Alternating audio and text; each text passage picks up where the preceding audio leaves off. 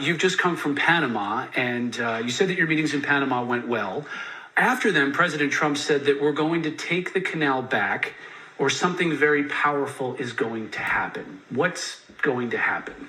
Well, I hope nothing's going to happen, and it shouldn't. Because, look, the president's point is we gave the canal in a treaty to Panama. We didn't give it to China. You come back 20 years later and you go to the canal, and on the entry points of both sides of the canal is a Chinese-linked company. In fact, when I was visiting there yesterday, the ship behind me, just over my shoulder, was a Hong Kong shipping vessel. And so their presence, not just in the canal, but in Panama writ large, is very disturbing. So ridding their presence could solve this whole problem? Well, we didn't give the canal to China. I mean, it's a violation of the treaty. What I told President Molino yesterday was that President Trump's made a preliminary determination that that there's a violation of the treaty. You're in violation of the treaty because a sovereign other country, a third country, has effective control over the canal area. And this, absent serious measures, we're going to have to preserve our rights under the treaty. Mm-hmm. Now, obviously there are a lot of options in that regard, and I think people speculate things, but I don't think we'll ever get to that point, and it shouldn't get to that point. So we had a very frank conversation. Since then, they've taken some steps. They announced that they're going to get out of the Belt and Road Initiative. We'd like to see more. We hope to see more in the days to come. The government doesn't control the canal. It's run by an independent agency, the Canal Zone. So they have to go through some legal steps that they have to carry out. But my hope, ultimately, is that we can get back to a point where that canal is what it was meant to be, which is a place where the United States and Panama are working in partnership.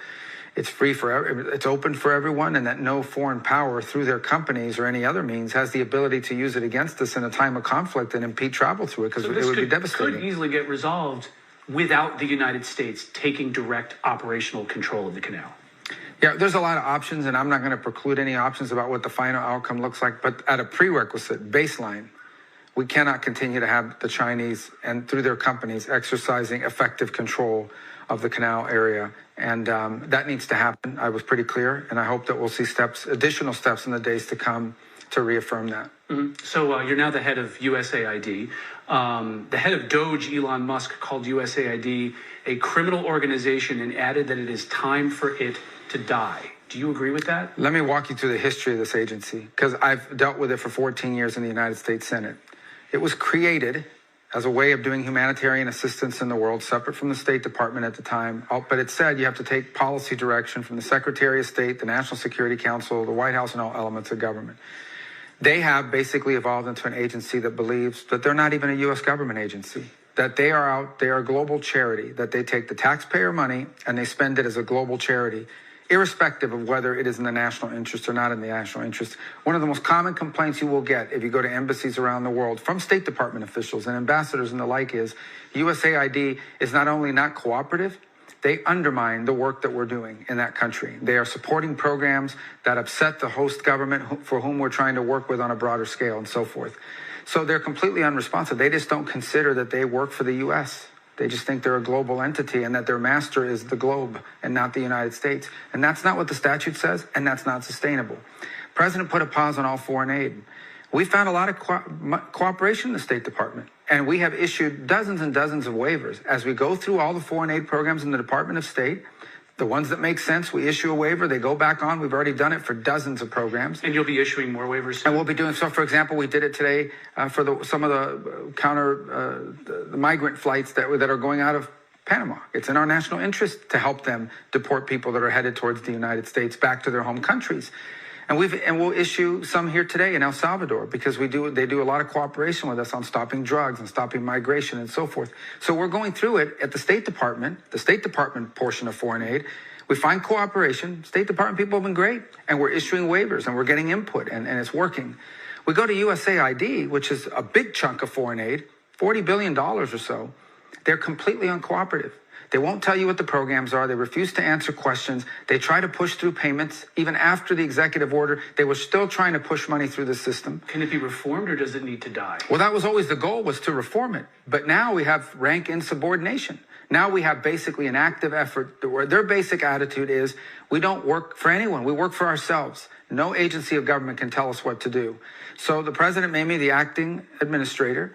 I've delegated that power to someone who's there full time, and we're going to go through the same process at USAID as we're going through now at the State Department. I think there are some, this is not about getting rid of foreign aid. There are things that we do through USAID that we should continue to do that makes sense. And we'll have to decide, is that better through the State Department or is that better through something, a reformed USAID? That's the process we're working through. There are things that are happening at USAID that we should not be involved in funding or that we have a lot of questions about, but they're completely uncooperative. So we had no choice but to take dramatic steps to bring this thing under control. So it could exist in the future, USAID. Well, the aid, I think it's important to separate USAID from aid programs, okay? Because everybody's acting like somehow these aid programs are impossible without an agency. It's very process-oriented. I mean, do you think that we'll still be the most generous nation on earth at the end of this process? I think we'll be the most generous nation on earth, but we think we're going to be the most generous nation on earth in a way that makes sense, that's in our national interest. We are going to fund programs that make America stronger or safer or more prosperous. We're going to pay for things that make sense for the United States. The United States government is not a charity. It is not a global charity. There are a lot of global charities, and they should go to, if you want to be involved in global charities, go join a global charity, raise private money and spend it on whatever you want. But this is taxpayer money. It's not my money. It's not their money. It's our money. It's taxpayer money. And we have an obligation, if we're going to do foreign aid, to do it in a way that makes sense, that doesn't support our enemies, and that actually is aligned with, makes sense within the context of our foreign policy. And the people at USAID, at the top levels especially, have been completely uncooperative. They don't view themselves that way. They're insubordinate. They refuse to provide access. They refuse to provide information. Not now. They don't provide access to Congress. Go to members of the Senate who have tried to get answers from USAID, and they tell them, we're not going to tell you anything. We don't work for you. We don't work for state. We don't work for the president. We don't even work for America. We work for ourselves. That's not going to continue. Do you get the sense that during this pause, or are you concerned during this aid pause, that China could come in and fill the vacuum with their influence operations? No. I mean, first of all, they don't do that now. If they did, they'd be out there competing with us in these places. But my point is this. Even if they did that, why would we fund things that are against our national interest or don't further our national interest, whether China's there or not? If China wants to waste their money on something that's against their national interest, go ahead and do it. We're not going to do it. It makes no sense for us to be involved in things that undermine what is important to America or that don't further what is important to America. And irrespective of what China decides to do, this is taxpayer money. We shouldn't be spending it on programs that have nothing to do with the United States and nothing to do with making America stronger, safer, and more prosperous. We have a foreign policy, and everything we do, including spending money, has to be aligned with that, has to further our national interests. Moving on to some of the tariffs now. You're heading up negotiations with Mexico. The president just announced that now. Do these tariffs, especially those against Canada, fundamentally change the relationship that the United States has with our most immediate neighbors? Well, it changes our economic relationship. The president's point is that trade with Canada is very unfair. You know, that he'll tell you, and he said it repeatedly, U.S. banks can't operate there. There's all kinds of industries that they protect against and do not allow to enter the country. So he views this trade imbalance and says it's unfair and needs to be reset. He also argues they have been less than cooperative on fentanyl and on the inflow of fentanyl. The Canadians will tell you that more fentanyl goes that way than the other way, but increasingly, in October of last year, they found a big fentanyl lab inside of Canada, and he doesn't feel like we're getting enough cooperation, and so that's why he's imposed those tariffs. In the case of Mexico, the president's point is much of the northern region of Mexico, sadly, and in direct threat to the Mexican government, is controlled by cartels. And so they've announced they're going to deploy 10,000 National Guard troops, Mexican National Guard troops, to their border, their northern border, and the president's decided to delay tariffs. This is a good way of doing business, a new world order. Well, I think the president's point is America's been taken advantage of for far too long. And I think that's true across the board. That's been true on foreign aid. We have countries and places that we pour a bunch of money into, and then they vote against us at the UN every time. They support all of our enemies. And you start asking yourself, why do we keep putting money into this? Our embassies say it. And the USAID says, we don't care. We're going to keep doing it anyways. In other cases, when it comes to trade, there are countries around the world where their companies can do whatever they want in America. They can do anything they want in America, but we can't do it over there. So there's this process called reciprocity, equal. Whatever you charge us, we get to charge you. Whatever you allow us to do, you're allowed to do. Whatever you block, we're going to block. And I think the president's a big believer in reciprocity, in evenness, in fairness. For some reason, I don't know how this happened, but over the last 20 or 30 years, we felt like it's okay for countries to take advantage of us. And that's just not going to continue under President Trump. Okay. Mr. Secretary, thank you for joining us. Thank you. As part of all of this, the president again said that Canada should be our cherished 51st state. Is he serious, and are you working on that at the State Department? Well, we're not involved in a negotiation to make them a state. And obviously, I think what we're focused on right now is what's most immediate in front of us, and that is that there's tariffs. That's obviously going to have an impact on our relations with them. We're still neighbors. We'll always be neighbors. Canada will always be our neighbor. Mexico will always be our neighbor. We can't move. You can't move to another neighborhood, right? So we're going to have to live alongside each other. And I hope we can find agreements. Again, we're the Department of State. We're the diplomats. So we're looking for ways to find things that are amicable. But I do think that neither Canada nor Mexico should make the mistake of thinking that this is bluster or that the president is just talking for purposes of negotiating leverage. He is serious that the U.S. is not going to be taken advantage of. And it's not just limited to Canada or Mexico. He's talked about some of the unfairness in the EU. He's imposed additional tariffs. We already had tariffs on China. These are additional tariffs. And can China expect more, do you think, on top of what he's already proposed? Well, if they continue to cheat and steal, yeah, absolutely. Look, China's acting in their national interest. I don't like it, but I don't blame what the Chinese leaders are doing. They're doing what any leader of a country would do. If you let them take advantage of you, they will. So I think he wants to bring fairness back to that relationship. And obviously, China's going to be upset that we try to bring fairness because they've had a really good deal, an unfair deal for a long time. The president is going to make that equal. And look, that's going to create outrage in Washington and in editorial boardrooms. But millions of people, whether they're watching this broadcast or just living in real world America, say, of course, this all makes sense. All of it makes sense to them. Bringing it back to our region right now, Venezuela is taking back migrants that the Trump administration is deporting. They've released American prisoners. Maduro doesn't seem like the type of person to be doing things just out of the goodness of his heart to help the United States. Is this administration going to recognize Maduro as the legitimate leader of Venezuela? There's no talks about doing that. No one's discussed it. We don't recognize him now. What he's agreed to is very simple. He's released Americans that should never have been in his prisons. They were hostages. They're not prisoners. They were hostages. He takes them for trade. And he's going to accept, especially these trained at agua criminals. We'll see if he actually does it. I hope they do. We got to get these people out of our country. They came from Venezuela, came through a bunch of other countries, wound up here, committing crimes in the United States. He pushed those people out of his country. He emptied out his jails and prisons and pushed them into other countries and towards the United States, and he's going to have to take them back. I think leaders like Maduro, no matter how tough they try to be, they respect Donald Trump. They know this is not a guy who's going to send you a strongly worded letter. He will take actions. I'm not going to talk about what those actions are, but he knows and they know we have many options to inflict serious damage and harm on the Maduro regime if they don't do what international law requires them to do, and that is accept their foreign nationals who are illegally in this country, especially those who are criminals. That's the priority, the criminals. And that's a lot of part of your conversations down here in Central America as well, getting people to take, governments to take their nationals back. But will they also take back people from other countries that we can't deport directly to? Well, I think we'll leave here today with two things. First of all, President Bukele here in El Salvador has always taken back their nationals. It's been a very strong partner of the United States. The Biden administration treated him very poorly. Probably the most popular leader in Central America, maybe all of Latin America in terms of public approval ratings. And because he made this country safe. He really did. And very popular. So he's always been willing to take back his nationals. He's taken them back. He'll continue to do so. And I think he'll agree to take back these MS-13 killers.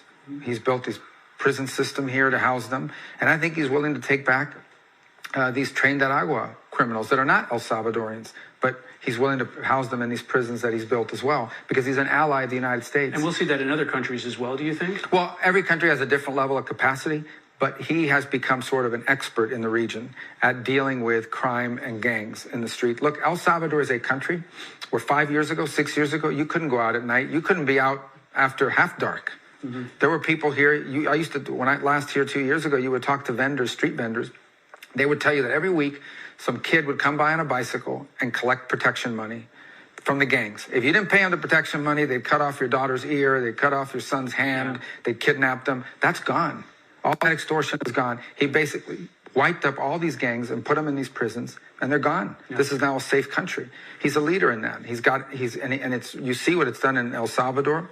I hope other leaders will follow his example. But he now has the capacity to help house some of these people because he's a partner and an ally of Donald Trump.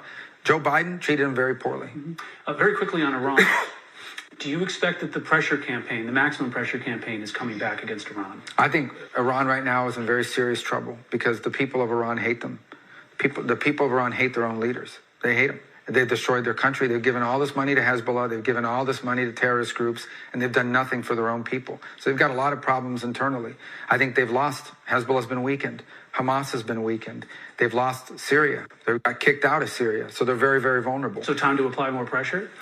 I think we need to apply more pressure to Iran until they stop doing the activities that they're doing. What are those activities? They're trying to ultimately get to a nuclear weapon. They keep providing weaponry for all these terrorist groups, the Houthis, okay? This group in Yemen that basically attacked global shipping and raised prices for everybody. All of their weapons were given to them by Iran.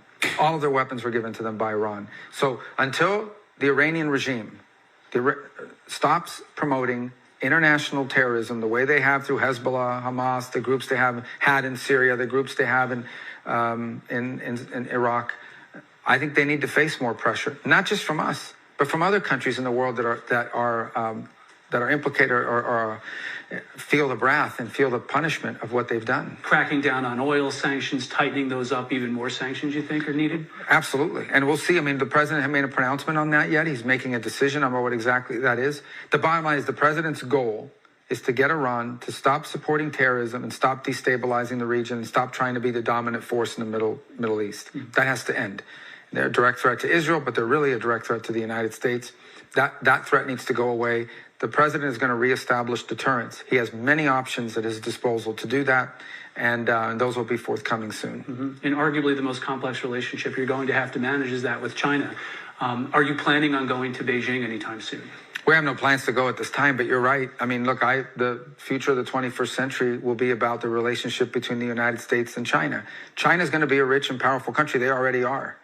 We're not going to keep them from being a rich and powerful country.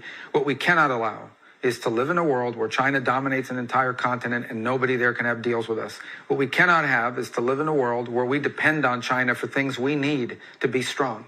We can't depend on them for industry. We can't depend on them for critical minerals. We can't depend on them for energy. We can't depend on them for medicine. We can't allow them to take over the car industry, the telecommunication industry. That can't happen. We can't reach a point in the world where the United States depends on China. We can never allow that to happen. It's not about containing them. It's about reestablishing real balance. They're a great power. They're going to be a great power. It's a big country. It's historically been a great power. But there needs to be fairness and equality in that balance in that relationship. And it cannot lead to an America that's dependent on China for everything that makes us safe and strong and prosperous. The final question, and I think it's a very good place to answer. Do you see yourself as the representative of the United States government ever going to Havana? Well, first of all, I have no intention of going to Havana with this regime in place other than to discuss when they're going to leave. That regime is a disaster. It's destroyed the country. It's turning Cuba into a nursing home. Sadly, the only people that don't leave are the ones that are too old or too sick to leave. They've lost 10, 12% of their population just in the last 3 years. They're incompetent and they're evil, that regime. And they're also a threat to the United States. They've invited China to open spy bases. They invite Russia in. They're partners with Iran. They just joined a partnership with South Africa to support Hamas at the expense of Israel. That isn't a government. That is a regime that is hostile to the United States. And so until that changes, there's nothing for me to talk about with them. Mr. Secretary, thank you for your time. Thank you. Appreciate it. So that was the very latest from Secretary Rubio speaking with Fox News about his agenda in South America. And then on the left side of your screen, we had the live events and top stories we are following on this Tuesday. Speaking of Secretary Rubio, though, I want to give you all the latest tweet that came down on X. You see it there on your screen. It says, quote, met the staff of our U.S. Embassy, who, like many of the individuals working in embassies and consulates worldwide, are the face of our country.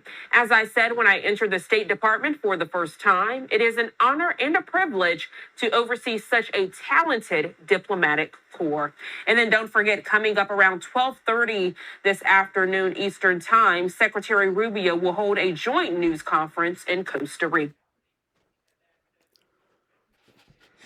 You know, it seems the first days of this administration